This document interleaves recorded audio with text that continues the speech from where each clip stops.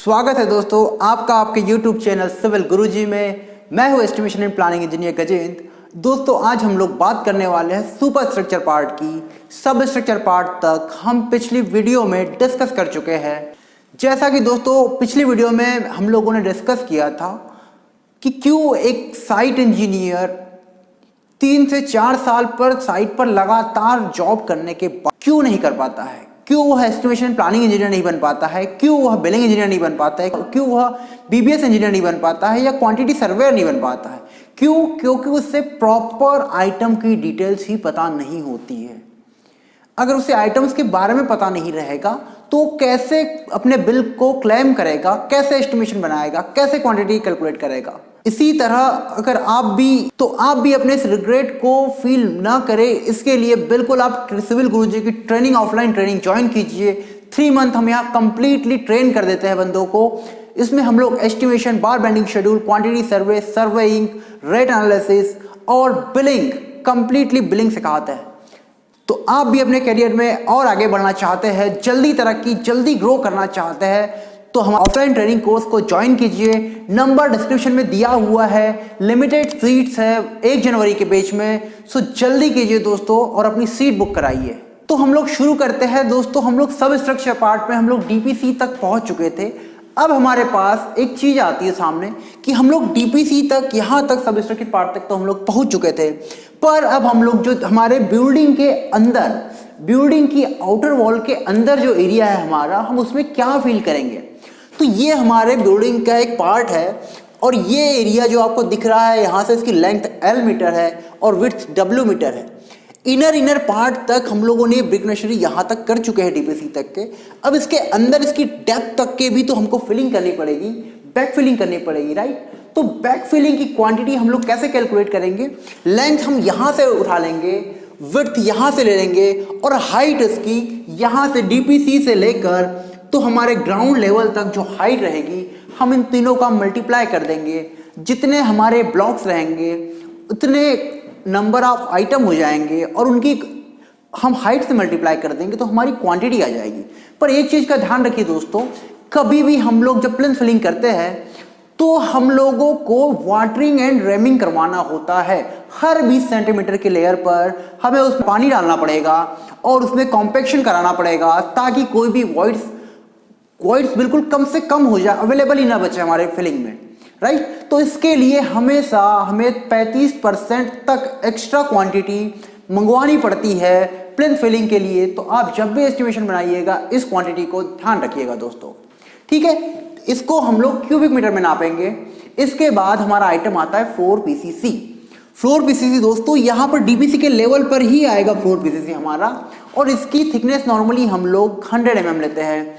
जो एरिया है हमारा सेम टू सेम एरिया, इसी एरिया में हम लोग फ्लोर पीसीसी करेंगे। यहाँ तो हमारी डीपीसी आ जाएगी और यहाँ हम लोग करेंगे फ्लोर पीसीसी हमारी।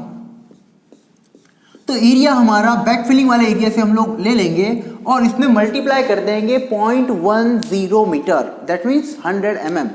तो हमारी फ्लोर पीसीसी की क्वांटिटी आ जाएगी कि कितनी क्वांटिटी हमें कंक्रीट करनी पड़ेगी पीसीसी के लिए, फ्लोरिंग के लिए, राइट। इसे भी हम लोग क्यूबिक मीटर में मेजर करेंगे। अब नेक्स्ट आइटम हम लोग आते हैं दोस्तों सुपर स्ट्रक्चर पार्ट पे। सुपर स्ट्रक्चर पार्ट में सबसे फर्स्ट आइटम आता है, that is 1 line brick work for super structure. 1 line brick work for super structure, इसमें 2 तरह के ब्रिक वर्क आते हैं दोस्तों। पहला आता है 200 mm वॉल के लिए जो हमारी आउटर वॉल्स होती है, और दूसरा आता है 100 mm वॉल के लिए। 200 mm वॉल के लिए हम लोग ब्रिक वर्क को ऑलवेज क्यूबिक मीटर में मेजर करेंगे और 100 mm वॉल के लिए हम लोग इसकी लेंथ इनटू इसकी हाइट एरिया निकालेंगे। क्यों? क्योंकि CPWD कहता है कि आपका हाफ ब्रिक वर्क के लिए आप उसका एरिया मेजर कीजिए, ना कि वॉल्यूम मेजर कीजिए, राइट। इसीलिए हम लोग 100 mm की वॉल को एरिया मेजर करेंगे। अच्छा, 1 लाइन ब्रिक वर्क का एक और फंक्शन क्या होता है दोस्तों, ये हमें डोर की पोजीशंस बताता है कि कहां पर हमारा डोर लाई कर रहा है हमारे प्लान में, राइट। तो ये 1 लाइन ब्रिक वर्क का जो प्लान होता है, ब्रिक वर्क लेआउट जो होता है, ये 1 लाइन ब्रिक वर्क ही होता है असल में। इसी का प्लान हम लोग करते हैं और कहां पर डोर की पोजीशन देनी है उसको हम लोग निकालते हैं, राइट। अब यहां तक मेरा फ्लोर लेवल है, ये यहां तक मेरा फ्लोर लेवल है और यहां मैंने 1 लाइन ब्रिक वर्क प्रोवाइड कर दिया है। इसके ऊपर मैं एक डीपीसी की 50 mm की लेयर दूंगा। क्यों बताइए? क्योंकि मैं जब फ्लोरिंग मेरे घर में जब फ्लोरिंग होगी तो मैं जब उसको क्लीन करूंगा तो दीवार में सीपेज आ सकता है, राइट। स्कर्टिंग के अंदर अगर पानी चला आया है गलती से तो ये सीलन हमारी दीवार तक ऊपर तक आ जाएगी। इसको रोकने के लिए हम लोग वन लाइन ब्रिकवर्क के ऊपर 50 mm डीपीसी की लेयर कर देते हैं ताकि हमारी कैपिलरी एक्शन के थ्रू हमारे दीवार में पानी ना आए, राइट। इसीलिए हम लोग यहाँ पे डीपीसी की एक लेयर प्रोवाइड कर देते हैं। इसके बाद ब्रिकवर्क आता है दोस्तों, brickwork up to sill band bottom तक के। इसकी यूनिट भी सेम टू सेम हम लोग 200 mm वॉल के लिए है तो क्यूबिक मीटर में लेंगे और 100 mm वॉल की है तो उसको स्क्वायर मीटर में लेंगे, राइट। इसकी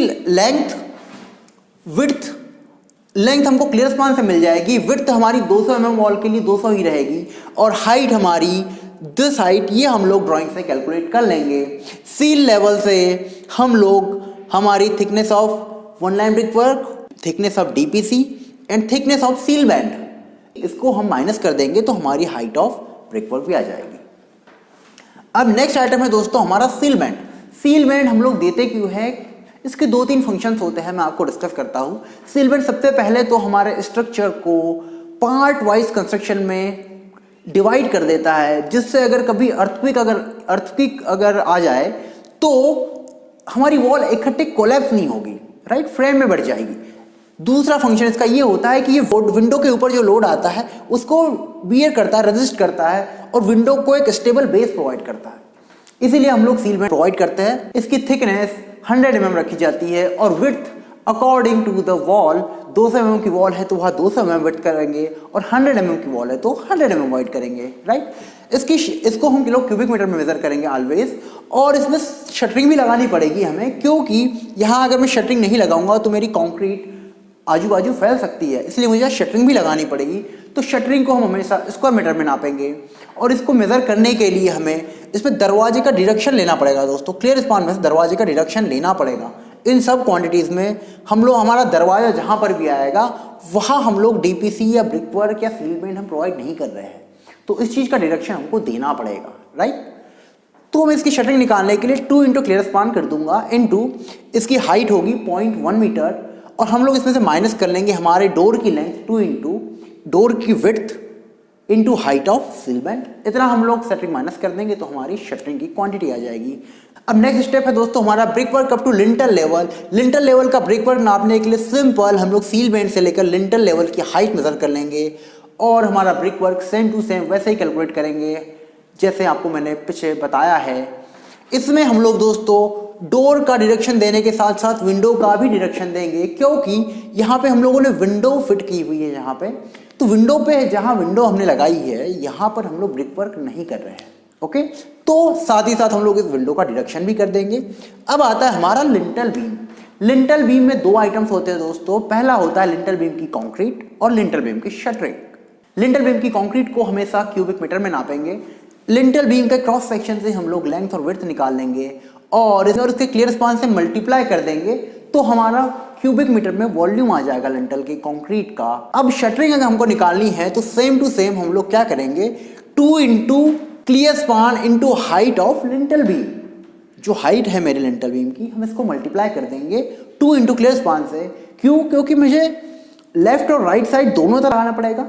साथ ही साथ प्लस हम लोग बॉटम ऐड करेंगे किसकी, डोर्स एंड विंडो की, क्योंकि दोस्तों यहाँ पर मुझे शटरिंग लगानी पड़ेगी तब मेरी विंडो बाद में लगेगी, या यहाँ पर ही मुझे शटरिंग लगानी पड़ेगी तब मैं अपना डोर लगा पाऊंगा।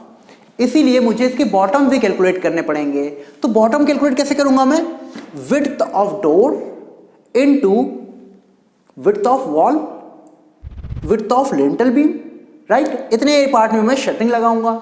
सेम टू सेम मैं विंडो के लिए जब मैं शटरिंग कैलकुलेट करूंगा तो length of window into width of lintel beam, इसका मैं मल्टीप्लाई कर दूंगा पूरे मेरे प्रोजेक्ट में, तो मैं मेरे लिंटल बीम की शटरिंग निकाल पाऊंगा। ठीक है दोस्तों। अब आता हमारा brickwork up to sill band bottom. इसमें हम लोग सीधे क्लियर स्पान का मल्टीप्लाई कर देंगे। हाइट हमारी जो रहेगी लिंटल बीम के टॉप से रूफ बीम तक हमारी जो हाइट है इसको हम लोग कैलकुलेट कर लेंगे। यहाँ तक हमारी हाइट 2.10 मीटर होती है, लिंटल बीम की हमारी हाइट 0.20 मीटर, और यहाँ से लेकर तो यहाँ तक जो हाइट है हमारी, ये हाइट है हमारी, यहाँ से लेकर यहाँ तक हमारी हाइट है brick work up to lintel, brick work up to slab beam bottom की हाइट 0.35 मीटर है ना।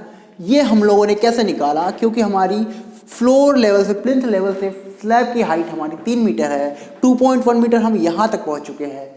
इसके बाद हम लोगों ने कैलकुलेट किया है 25 सेंटीमीटर ये हमारी स्लैब के नीचे लटकेगी, और ये 35 सेंटीमीटर हमारा बच्चा। इस ब्रिक वर्क में हम लोग 200 mm और 100 mm के हिसाब से निकाल लेंगे और इसमें मल्टीप्लाई कर देंगे क्लियर स्पान का। Brick work up to slab beam में हम लोग वेंटिलेटर के डिडक्शंस करेंगे, जितने नंबर ऑफ वेंटिलेटर हैं हमारे, उनके लेंथ और विड्थ, जितना एरिया हमारा वेंटिलेटर ले रहा है 200 mm की वॉल में उसको डिडक्शन कर देंगे और 100 mm की वॉल में उसका एरिया माइनस कर देंगे।